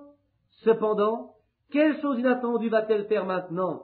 Elle va se retourner d'un coup, et par quelques secousses supplémentaires, les précipiter dans le vide. Ils sont des aigles, ils doivent savoir voler. Oui, réellement, après une bonne secousse, ils se trouvent comme livrés à eux-mêmes, mais elle leur crie seulement « Tout est bien, mes enfants, vous êtes des aigles, volez !» Tant que vous direz « Oh, pour moi tout va bien, j'appartiens à cette église, je ne comprends rien du tout à ce que vous me racontez. » Jamais vous ne serez capable de voler. Vous avez besoin d'être une bonne fois comme éjectés dans les airs. Et voici que ces petits aigles commencent à voler. Leur mère leur crie encore « Enfants, ouvrez vos ailes, développez votre petite foi, montez, descendez. Vous êtes assez haut pour n'avoir pas à craindre de heurter le sol. » Elle les surveille de loin, en planant de long en large. Et eux sont aussi heureux que des chrétiens pendant un réveil de Pentecôte. Ils volent de droite, de gauche, puis l'un au-dessus de l'autre. Ils mettent toute leur énergie dans leurs premiers exercices de vol. Ils sont sans crainte, car ils ont une confiance suprême en leur mère qui veille attentivement sur eux.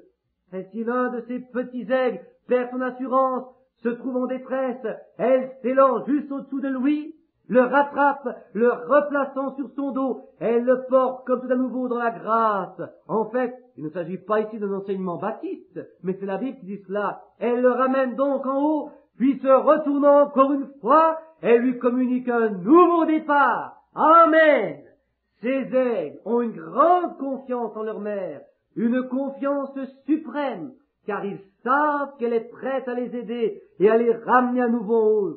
Portés sur des ailes d'aigle, amenés là-haut, puis secoués loin de leur support pour pouvoir reprendre un nouveau départ. Si j'ai trébuché, si j'ai failli, Ô Seigneur, relève-moi, afin que je puisse recommencer à nouveau, repartir à nouveau. Oui, Dieu veut vous élever de rechef et vous prendre un moment là-haut, vers lui. Ensuite, vous aurez l'impression d'être comme rejeté une fois encore, mais essayez alors de prendre votre équilibre vous-même. Essayez de planer jusqu'à ce que vous ayez appris à voler. Oh, mais vous, pauvres poulets, vous ne connaissez sûrement rien de semblable à cela. En effet, un poulet ne peut rien connaître de tel, parce qu'il n'a jamais été porté aussi haut, ni aucun de ses ancêtres d'ailleurs. Voici tout ce qu'il connaît. Joignez-vous à cette église, asseyez-vous dans le poulailler. Il n'en sait pas beaucoup plus que ce qu'il voit autour de lui.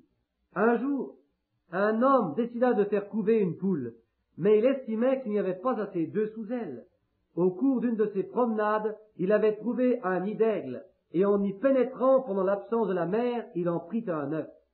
Il l'ajouta à ceux qui étaient sous la poule, et quand les œufs furent éclos, et que les poussins sortirent, ce petit aiglon était vraiment drôle à voir au milieu des autres poussins. Et ça se passe aussi de cette manière-là dans les communautés. Quelqu'un se trouve différent des autres. C'était vraiment un drôle de compagnon. Il ne comprenait pas les gloussements de la poule, tantôt sur le tas de fumier, tantôt dans la cour de la ferme. Nous pensons organiser un grand souper collectif pour ce soir. Nous allons faire ceci, nous allons faire cela. Oui, c'est réellement ainsi. Cote, cote, cote, le temps des miracles est passé. Des choses telles que la guérison divine, ce n'est plus pour aujourd'hui. Cote, cote, cote. Ainsi, ils mangent toute la journée cette nourriture souillée, parsemée de parties de plaisir et de sorties en groupe, en tenue légère, le tout assaisonné de spectacles divers à la télévision et autres, etc. Mais ce petit-là était un aigle. Toutes ces choses ne lui convenaient pas, du tout. Son cœur se soulevait à leur odeur. Oh, jamais je ne pourrais le faire. Il marchait en rond, de ci, de là. Oui, il avait l'air d'être un bien curieux compagnon. Elle lui-même pensait, j'ai sûrement l'air de passer pour un canard un peu fou au milieu de ceux-ci. Mais moi, je vous dis une chose, frère. Lorsqu'un homme est né pour être un enfant de Dieu, les vieux credos et les dénominations ne lui donneront jamais satisfaction. Absolument pas. Et toutes ces choses du monde que les églises modernes d'aujourd'hui mêlent à leur activité, sport, musique, récréation les plus diverses, finissent dans la tristesse, car on se demande, où est Dieu là-dedans? En effet, Dieu, attristé, se retire d'eux de plus en plus. Parfaitement, c'est l'exacte vérité. Les poulets aiment ce genre de choses, mais pas les aigles, car ce n'est pas une nourriture d'aigle.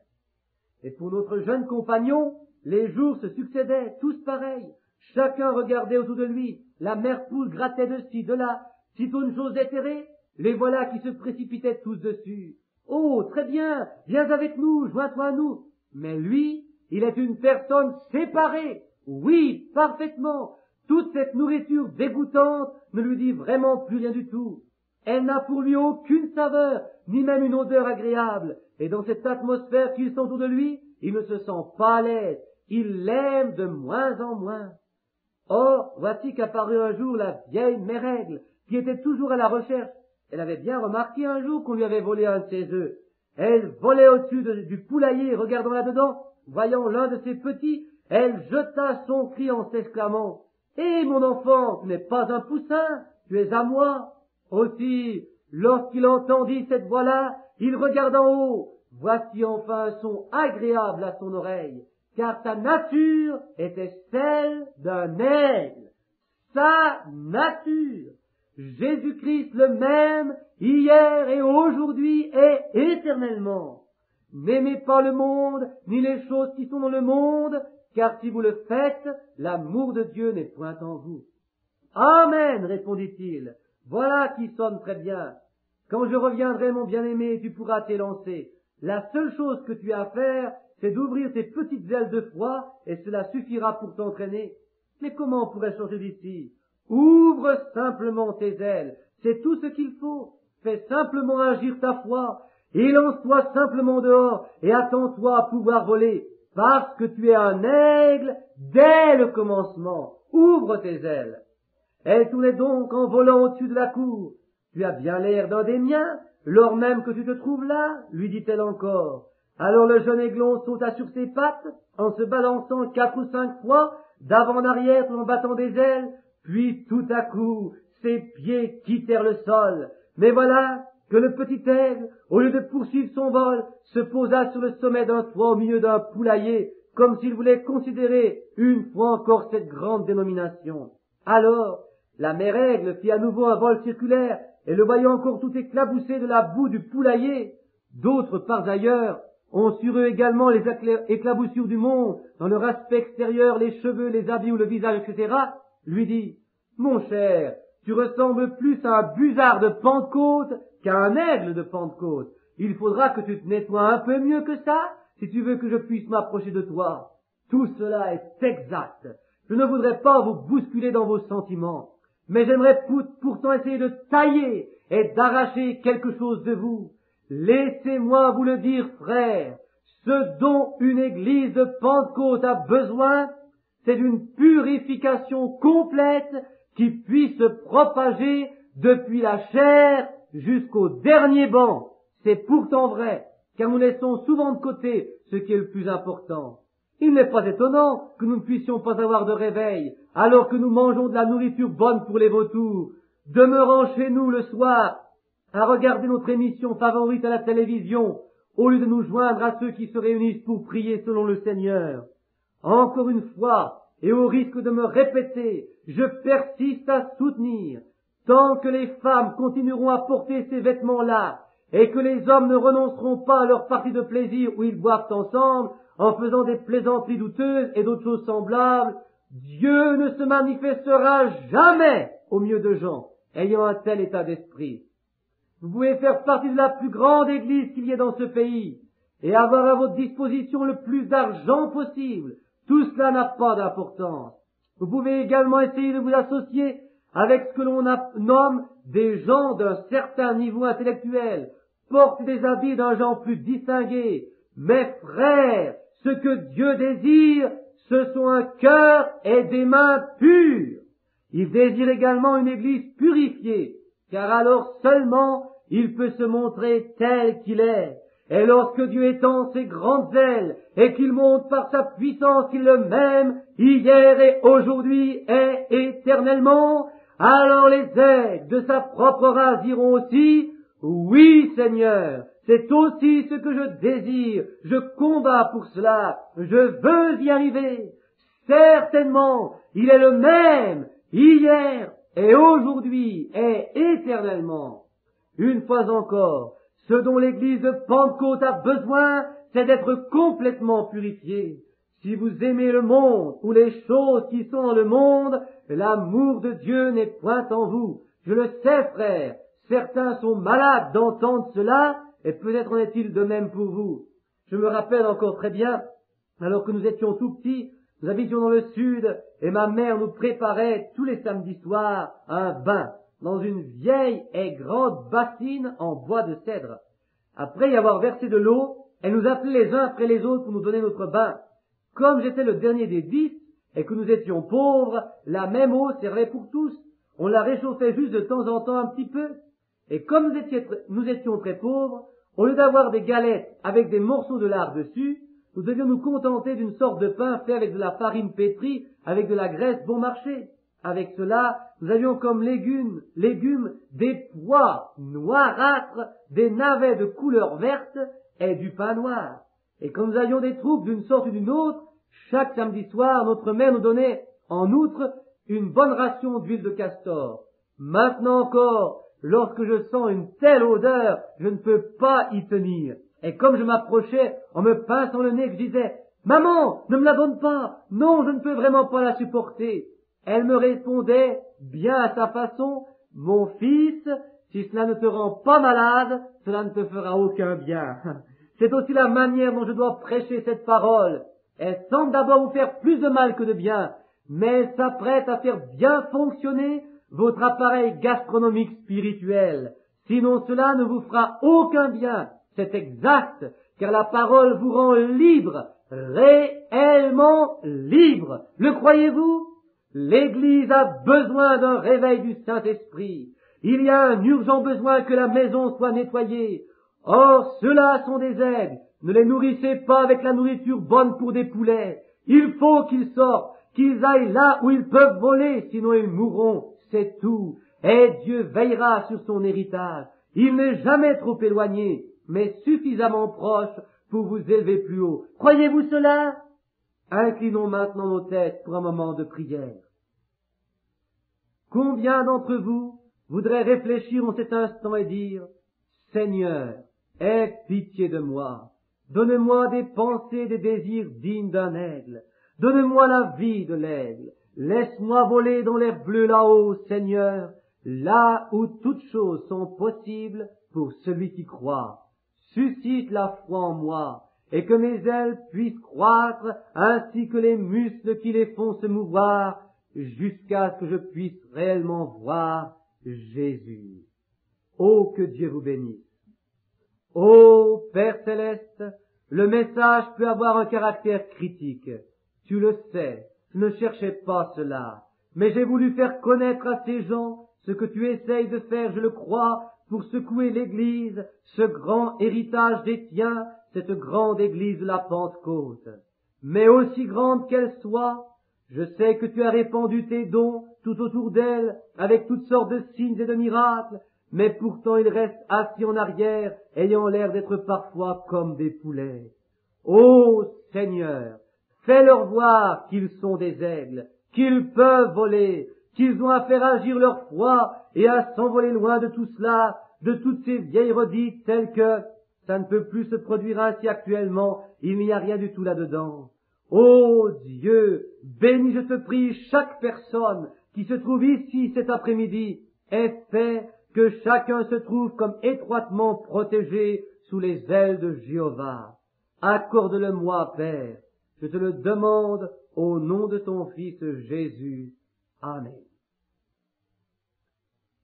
Nous aurons maintenant la ligne de prière, afin que nous puissions sortir à l'heure. Je désire que vous ayez part au rassemblement de l'Église ce soir. Que Dieu vous bénisse, car je sais que vous aimez le Seigneur. N'est-ce pas? Chantons encore une fois ce chœur, comme je l'ai entendu à Tulsa, dans un important groupement. Oh, je l'aime! Oh, je l'aime! Car il m'a aimé le premier, il pourvut à mon salut sur le bois du calvaire. Restons dans l'adoration devant lui, inclinons nos têtes en élevant nos mains, pendant que les gens se rassemblent en silence maintenant. Frère Branham fait l'appel de la ligne de prière, note de l'éditeur. Combien de groupes de gens y a-t-il spirituellement parlant actuellement sur la terre? Il y en a 3, Sem, Cam et Japheth, ou comme on peut les désigner ainsi, les Juifs, les gentils, les Samaritains, qui sont à moitié Juifs et gentils. Avez-vous déjà remarqué cela? Combien d'entre vous savent que Jésus donna les clés de la Pentecôte à Pierre? C'est pourtant vrai. Avec ces clés, il ouvrit premièrement à Jérusalem le royaume aux Juifs. Est-ce exact? Puis Philippe fut envoyé et baptisa des gens à Samarie. Ceux-ci reçurent le Saint-Esprit, mais s'il vint sur eux, c'est parce que Pierre avait les clés. Il avait été envoyé vers eux et leur imposa les mains. Et après là, dans la maison de Corneille, qui fut à nouveau appelé à se tenir vers eux? De nouveau Pierre. Depuis lors, il n'est plus fait mention de quoi que ce soit à ce sujet-là dans les Actes des Apôtres. Vous voyez que toutes les générations, toutes tribus de la terre avaient reçu l'Évangile ouvertement, typifiant cela par Sem, Cam et Japheth. Maintenant, faites attention. Je voudrais encore vous faire remarquer quelque chose. Actuellement, il y a 2 classes de gens comme 2 tribus cherchant un Messie. Qui sont-ils? Jadis, ce furent les Juifs et les Samaritains. Nous, anglo-saxons, faisions partie des gentils. Avant d'avoir reçu l'Évangile, jadis, nous formions un groupe de peuples adorateurs d'idoles, mais nous ne cherchions, nous n'attendions aucun Messie. C'est aussi la raison pour laquelle il n'est pas venu à aucun de nous. En effet, il apparut à ceux qui le cherchaient, qui l'attendaient. Combien parmi vous croient-ils cela? Ensuite, ils rejetèrent leur Messie. Mais souvenez-vous qu'il vint d'abord vers les Juifs. Quel signe par excellence leur montra-t-il? Ils connaissaient le secret de leur cœur. Mais que dit alors l'Église orthodoxe de son temps à son sujet? C'est Belzébul, un diseur de bonne aventure, un devin. Jésus avait dit, je vous pardonne ces paroles, mais un jour le Saint-Esprit viendra pour faire ces mêmes choses, mais à qui parlera contre lui? Il ne sera jamais pardonné, ni dans ce monde, ni dans le monde à venir. Est-ce exact? Maintenant j'attire encore votre attention.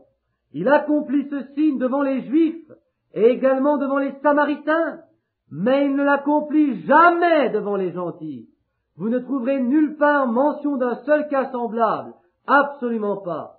Cependant, avant de les quitter, il parla à la Samaritaine, cette femme que nous appelons prostituée, mais elle en savait plus au sujet de Dieu que la moitié de tous les prédicateurs des États-Unis. Ils sont tellement intellectuels qu'il n'y a même plus de place en eux pour un esprit surnaturel. Et pourtant, beaucoup d'entre eux sont réellement de bons chrétiens, des frères exceptionnels, mais un plus grand nombre encore sont comme des poulets. Ainsi, cette femme était là, vers le puits. Il avait renvoyé ses disciples. Il s'était assis là, parce que les gens de Samarie attendaient quelque chose. Combien d'entre vous savent que les Samaritains attendaient le Messie? Vous ne le croyez pas? Eh bien, relisez encore une fois attentivement l'évangile de Jean, au chapitre 4. Une femme de Samarie était venue à ce puits et il lui dit... Pendant la prédication, Frère Branham s'interrompt de temps en temps pour appeler un nom dans la ligne de prière des personnes qui se sont avancées, puis il reprend le développement du message, note de l'éditeur et du traducteur. Ainsi, il était assis au bord du puits, alors que ses disciples s'en étaient allés, et voici qu'une femme d'aspect encore agréable s'approcha, ayant une cruche sur sa tête. Alors qu'elle avait attaché une corde à son récipient et qu'elle le faisait descendre pour avoir de l'eau, elle entendit quelqu'un lui dire « Donne-moi à boire !» Regardant autour d'elle, elle vit un juif. Il avait juste 30 ans, mais l'Écriture dit qu'il paraissait en avoir 50. Combien d'entre vous ont déjà pensé à cela? Ce n'est pas un homme âgé de plus de 50 ans, et tu prétends avoir vu Abraham? Il répondit « Avant qu'Abraham fût, je suis. » C'est pourtant vrai, ils ont bien dit, ce n'est pas âgé de plus de 50 ans. Jean 8, 58. Ainsi, je les vois comme dans un tableau assis sur le bord de ce puits, et il lui dit « Donne-moi à boire. » Là aussi régnait une sorte de ségrégation, telle que nous la connaissons chez nous entre gens de couleur et les blancs. Elle lui dit « Ce n'est pourtant pas la coutume que toi, juif, tu me demandes à moi, femme de Samarie. » Femme, lui répondit-il, « Attention, écoutez bien. Si tu connaissais qui est celui qui te parle, si tu le connaissais, tu m'aurais toi-même demandé à boire, et je t'aurais donné de l'eau, en sorte que je ne vienne plus puiser ici. Mais, dit-elle, le puits est profond, tu n'as rien pour puiser. Et la conversation continua. Or, que fit-il donc? Il contacta son esprit à elle. C'est d'ailleurs un peu la même chose que je suis en train de faire ce soir avec vous tous, essayant ainsi de capter votre attention. Puis il continua, donne-moi à boire. Et la conversation reprit jusqu'à ce qu'il mette en évidence le point caché qui la tourmentait. Combien d'entre vous savent ce que c'était? Elle vivait dans l'adultère. Il lui dit, femme, va chercher ton mari et viens ici. Mais je n'ai pas de mari. C'est exact, tu en as eu 5, et celui avec qui tu vis maintenant n'est pas ton mari. Or, cette femme, dans la condition qui était la sienne, étant une prostituée, elle était un objet d'infamie parmi le peuple, entendit résonner en elle la voix de l'Écriture, et ne lui donna pas le titre que les prédicateurs, docteurs de la loi, blessés dans leur amour-propre, lui décernèrent, Belzébul, diseur de bonne aventure, démon. Chacun parmi nous sait que dire la bonne aventure ou divination vient du diable. Or, qu'est-ce qu'un diseur de bonne aventure? C'est un homme perverti. Le diable ne peut pas créer quoi que ce soit. S'il était un créateur, il aurait pu se créer un monde pour lui-même. Mais la seule chose qu'il ait faite, c'est de pervertir ce que Dieu avait créé. Pouvez-vous saisir cela? Ce que je dis peut paraître bizarre à un auditoire non averti. Un homme peut épouser une femme et vivre avec elle comme étant sa femme, et le lit conjugal est pur. Mais le même acte commis avec une autre femme porte en lui une souillure. C'est la perversion d'une chose qui était juste à l'origine. Ainsi, vous comprenez ce que j'entends quand je dis que Satan pervertit ou agit en pervertisseur. Un diseur de bonne aventure est un voyant de Dieu perverti dans le domaine de Satan. Ainsi, notons-le, la femme ne l'a jamais appelé de cette façon. Au contraire, elle lui dit, « Seigneur, je vois que tu es un prophète. » Oh, combien d'entre vous savent qu'elle a réellement dit cela? C'est une chose bien différente de ce que les prédicateurs de ce temps-là disaient. Elle continua encore disant, « Nous, Samaritains, savons car on nous l'a enseigné, que lorsque le Messie viendra, il fera effectivement ces choses-là. Mais toi, qui es-tu? Jésus lui répondit, je le suis, moi qui te parle. Alors, elle retourna dans la ville, en courant, elle dit aux habitants, venez voir un homme qui m'a dit toutes les choses que j'avais faites. Ne serait-ce pas réellement le Messie? Mais ce qu'il fit là, il ne l'a jamais accompli parmi les gentils. Mais n'a-t-il pas promis qu'il le ferait aussi parmi les gentils? En effet, nous-mêmes, nous avons eu 2000 ans pour nous y préparer, tout comme les Juifs et les Samaritains l'ont eu. Une préparation, presque un entraînement pour rechercher le Messie. D'autre part, Jésus a dit, comme il en était au jour de Lot et de Sodome, il en sera de même à la venue du Fils de l'homme. Mais notons-le, au jour de Sodome, il y a eu un réveil parmi les intellectuels avec Lot. En quelque sorte, un Billy Graham de ce temps s'en vint vers eux et leur prêcha l'évangile, qui d'ailleurs ne fit que les aveugler davantage. Mais considérons d'autre part qu'Abraham, l'Église élue, la vraie Pentecôte, était séparée des choses du monde. Or, actuellement, il peut y avoir de la Pentecôte dans l'Église méthodiste ou dans l'Église baptiste, car la Pentecôte n'est pas une dénomination, mais une expérience que peut faire quiconque le désire. La dénomination de Pentecôte n'a pas nécessairement les bénédictions de la Pentecôte. Des catholiques même peuvent l'avoir. Ainsi, vous n'êtes de la Pentecôte que parce que vous avez reçu une bénédiction de la Pentecôte dans votre cœur. Amen. Abraham était donc celui qui était appelé hors d'eux. Et l'ange qui était assis là avec lui, donc l'un des 3 anges qui étaient là et qui s'entretint avec lui après que les 2 autres furent partis, il l'appela Seigneur, Elohim. Combien d'entre vous savent que Elohim était le grand Dieu Jéhovah, l'éternel Dieu? Et c'est lui qui, s'adressant à Abraham, dit, Abraham, où est ton épouse Sarah? Or, il était un étranger, comme un étranger, venant là pour la première fois. Comment donc savait-il qu'Abraham avait une épouse et que son nom était Sarah?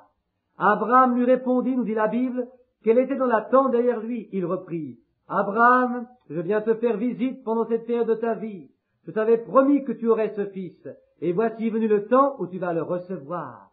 Or, Sarah, mais d'une manière tout à fait silencieuse, rit au-dedans d'elle-même. Et l'ange, le dos tourné à la tente, s'écria, pourquoi Sarah a-t-elle donc ri? Voyez-vous cela? Or, Jésus a dit que ceci se passerait également parmi les gentils, juste avant le temps de la fin. Le Messie se manifesterait sous la forme du Saint-Esprit. Quelle fut la première chose que le Messie accomplit après qu'il eut été baptisé au Jourdain avec le Saint-Esprit? Que fit-il? Il s'en alla guérir les malades. Quel fut son dernier signe? Le signe qu'il accomplit avant de les quitter. C'est justement le même signe qu'ici. Que nous apporta le réveil de la Pentecôte? La guérison des malades, des miracles, des signes. Mais quelle est la dernière chose? Eh bien, nous y voici. Combien parmi vous sont-ils malades et n'ont pas de quart de prière? Voulez-vous lever votre main, s'il vous plaît? Ayez la foi et croyez. Quelqu'un a dit, qu'est-ce que ceci, frère Branham? L'Esprit de Dieu, celui qui a fait la promesse, il ne peut faillir à sa promesse. Vous qui n'avez pas de quart de prière, et qui vous trouvez derrière moi, priez. Et si Dieu est Dieu et que sa réponse est vraie, si je vous ai dit la vérité au cours de ces rencontres de cette semaine, que ceci est le signe qu'il va apparaître prochainement, tout être civilisé normal sait que nous arrivons à la fin de quelque chose. Cette civilisation n'en a plus pour longtemps. Elle paraît secouée, agitée comme les vagues de la mer. Mais qu'attend-il donc? C'est un temps qui s'écoule comme il en était au jour de Noé. Un temps de la patience. C'est un temps qui devrait être passé sur les genoux à cause des élus. Tant d'attente de Dieu pour avoir son Église en ordre. Il attend sur vous et sur moi. Puisse-t-il répandre ses bénédictions? Priez! Vous qui êtes dans la file de prière, croyez comme cette femme dans la Bible qui toucha le bord de son vêtement. Sitôt qu'elle l'eut fait, il regarda autour de lui et dit, qui m'a touché? Alors tous s'écrièrent, mais tout le monde t'a touché. Pierre lui-même le reprit en lui disant, tout le monde te touche, comment peux-tu donc dire une telle chose? Mais Jésus répondit, j'ai perçu que je devenais faible. Ceci est la traduction rigoureuse. En d'autres termes, Une force est sortie de moi. Alors, il regarda autour de lui parmi la foule, jusqu'à ce qu'il trouve cette humble femme, et lui annonça que sa perte de sang était arrêtée. Car la foi, sa foi, lui avait rendu la santé. Est-ce vrai? La Bible dit qu'il est maintenant un souverain sacrificateur capable d'être touché par le sentiment de nos infirmités. Pouvez-vous, comme tout à nouveau, croire cela? Imaginez qu'il se tienne ici, portant ce revêtement spirituel qu'il me donna. Il ne pourrait même pas vous guérir. Si vous veniez ici sur cette plateforme en disant « Seigneur, veux-tu me guérir ?» savez-vous ce qu'il vous répondrait? « Je l'ai déjà fait, car j'ai été blessé pour vos transgressions, et par mes meurtrissures vous avez été guéris. Le salut et la guérison sont choses accomplies. C'est à vous de les prendre par la foi et à les accepter. » Or, il voudrait en fait vous prouver qu'il est bien le Messie. Mais attention, ces choses-là ne prouvent pas que moi je suis le Messie. Tout comme vous, je suis un pécheur sauvé par grâce. Et peu importe de quelle manière et avec quelle abondance Dieu m'a oint, il désire également vous oindre, vous aussi. Il n'œuvre pas seulement avec moi en particulier, mais il désire que vous participiez aussi à son œuvre. Peu importe quelle portion du Saint-Esprit m'a départie, il est dans son plan que vous en ayez votre part vous aussi. Il est un souverain sacrificateur qui peut être touché par nos besoins, dans nos infirmités. Et la Bible affirme qu'il est le même hier et aujourd'hui et éternellement. Alors il agira de même. Il est ici, en nous. Le croyez-vous? Que chacun d'entre vous regagne sa place dans le respect et prie. Seigneur, je te prie pour ces gens que tu as placés sur mon cœur. Tu sais dans quel but je suis ici, et je te prie pour que tu leur fasses voir comment, tout à nouveau, que ta venue, Seigneur, est très proche. Seigneur, mène-les plus haut sur tes ailes, afin que tout cela ne me soit pas attribué. Tu as répandu ton esprit dans ce but, et tu l'as dit ainsi, confirme-le, Seigneur. J'ai parlé pour toi. Parle maintenant pour moi, Seigneur, afin que mes paroles soient reconnues comme vraies, car elles viennent de toi. Je te le demande au nom de Jésus. Amen. Soyez attentifs à votre appel, recevez-le et ne manquez pas votre jour. Combien dans toute cette ligne de prière sont-ils des inconnus pour moi? Levez votre main, vous tous qui ne me connaissez pas. Je crois que je ne connais personne ici, à part peut-être Jane Gould et Pat Tyler, assises là-bas. À l'exception de mon fils qui se tient là-bas, ce sont réellement les seules personnes que je connaisse. Vous, madame, là-bas, qui avez un chapeau rouge, dont le bord vous cache juste les yeux, et qui êtes assise, croyez-vous que Jésus vous a entendu lorsque vous lui avez demandé de vous guérir des maux de tête résultant de cette sinusite? Croyez-vous qu'il vous a entendu? Vous venez de prier à ce sujet, n'est-ce pas? Si c'est exact, voulez-vous lever? Vous levez, s'il vous plaît, levez votre main. Si je ne vous connais pas, et que vous-même ne me connaissiez pas, veuillez lever votre autre main. Peut-être avez-vous participé à quelques-unes de mes campagnes auparavant, mais de toute façon, je ne sais rien de vous. Maintenant, vous pouvez rentrer chez vous. Vous serez de nouveau en bonne santé. À présent, je voudrais encore vous demander quelque chose à vous qui êtes ici. Qu'a donc touché cette femme? Une fois encore, je ne sais pas qui elle est. La seule chose que je sache, c'est que vous êtes dans une réunion et qu'elle a touché quelque chose. Il y a quelques instants, j'ai parlé de cette colonne de feu. Et pour moi, cela ressemble à la colonne de feu et à la vie qui est en elle. Qui donc la produit, cette vie? Pas moi, mais elle. Elle produit les mêmes œuvres qu'elle accomplissait alors qu'elle était dans le Fils de Dieu. Et maintenant, elle est dans les fils et les filles de Dieu par adoption, et ceci est dû à la grâce du Fils de Dieu. Et vous, monsieur là-bas, vous désirez que les troubles de votre cœur cessent? Croyez-vous que Dieu va vous rétablir en pleine santé? Alors levez-vous, et pendant que vous regardiez autour de vous avec étonnement, tout à coup, un étrange sentiment s'est emparé de vous. Est-ce juste? Pour moi, je ne vous connais pas, et vous-même ne me connaissez pas. Est-ce exact? Dans ce cas, levez votre main. Croyez maintenant que les troubles de votre cœur ont disparu. Levez votre main. Très bien, alors ils ont disparu. Et voici une dame assise là-bas. Pouvez-vous voir cette lumière au-dessus de cette femme? Elle a des troubles de la vésicule biliaire. mais ils sont près de disparaître par la grâce de Dieu. Mademoiselle Small, croyez-vous que Dieu veut vous guérir des troubles de votre vésicule biliaire? Alors levez-vous sur vos pieds. Vous avez plus de foi que vous ne le pensiez. Je ne connais pas cette femme. Tout ceci n'est dû qu'à la grâce de Dieu. Si nous sommes étrangers l'un à l'autre, élevez vos mains comme ceci. Je ne vous connais pas, mais ce que je vous ai dit est la vérité. Levez votre main. C'est en ordre. Alors ayez la foi, rentrez chez vous et soyez en bonne santé. Croyez-le. Il y a là-bas une dame assise et qui souffre de troubles abdominaux. Oui. Effie est votre nom. Levez-vous, Effie. N'était-ce pas ce dont vous souffriez? Je ne vous connais pas, mais si c'est vrai, levez votre main. C'est la première fois de ma vie que je vous vois, mais Dieu dans les cieux connaît tout. Rentrez chez vous, tout cela est passé et que Dieu vous bénisse. Oh, si vous mourrez dans vos péchés, ce ne sera pas la faute de Dieu. Vous pouvez aller sincèrement dans une église, mais un pécheur est un incrédule. Ayez donc foi en Dieu. Les gens rassemblés ici maintenant forment une ligne de prière afin que nous puissions imposer les mains malades. Êtes-vous prêts à croire sans voir? Bien qu'il y ait des gens sans cœur de prière, que le reste d'entre eux continue de croire, et ne vous dispersez pas dans tous les sens. Voyez, chacun de nous est un esprit, chacun d'entre vous est un esprit, saviez-vous cela? Si ce n'était pas le cas, vous seriez morts. C'est de votre esprit que je parle, non de vous. Venez ici.